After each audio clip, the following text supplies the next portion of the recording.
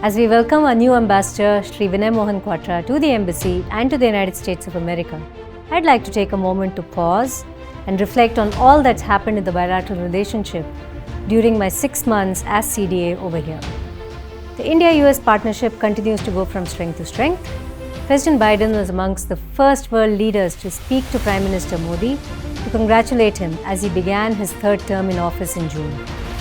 The two leaders also met on the sidelines of the G7 summit in Italy.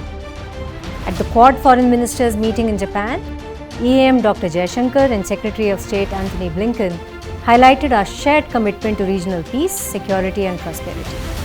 In April, Foreign Secretary visited Washington, D.C. for extensive consultations. Visits by US congressional and staff delegations have encouraged us further. I've deeply enjoyed my own conversations with a whole lot of congressmen, senators, state governors and other senior officials. Found them to be rewarding and enlightening. An especially fulfilling endeavor has been to speak with foreign policy enthusiasts outside of DC, in places as diverse as Alaska and Colorado, where I saw firsthand the goodwill enjoyed by our relationship, even at the subnational level. Bilateral trade continues to grow. Two-way trade crossed over $51 billion just in the first 5 months of the year. Working with FICCI, CII, NASSCOM as well as US IPF and US IBC, the embassy explored new opportunities for Indian exporters and investors. The Indian Pharmaceutical Alliance visited the US in April. The India-US Aviation Summit took place in June. All of this has helped us to explore commercial opportunities further and farther. Two-way investment has grown as well. So far this year, American companies have invested nearly $5 billion in India. Investment by Indian companies in the US also continues to grow steadily. Our focus on technological cooperation has been razor sharp.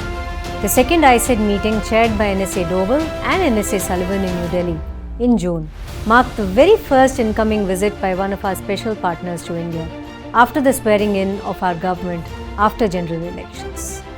Earlier in March, ISRO and NASA had signed an agreement to work for cooperation in human spaceflight, and training of Indian astronauts has begun at the NASA Johnson Center in Houston.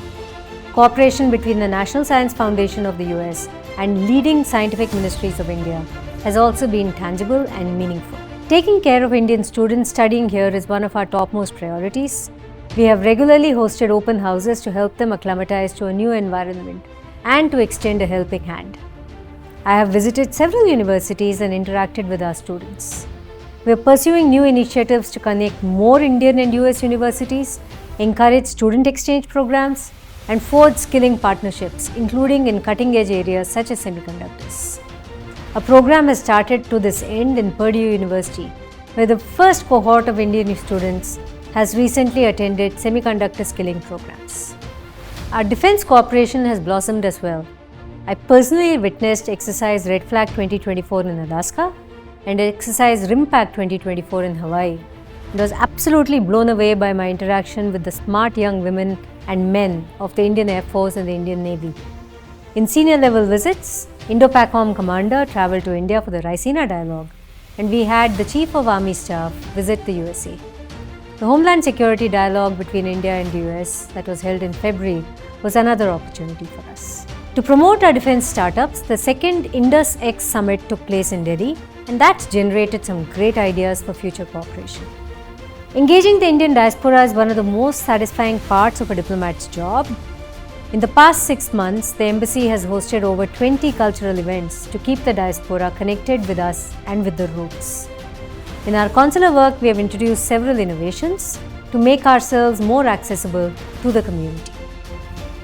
I'm immensely grateful to have had this opportunity to lead the incredible team at the embassy in these past few months. I'm sure the energy and enthusiasm of our young team here will only multiply as I hand over to my accomplished and brilliant senior colleague, Ambassador Vinay Quatra, whose leadership and guidance we are all much looking forward to. Over to you, sir.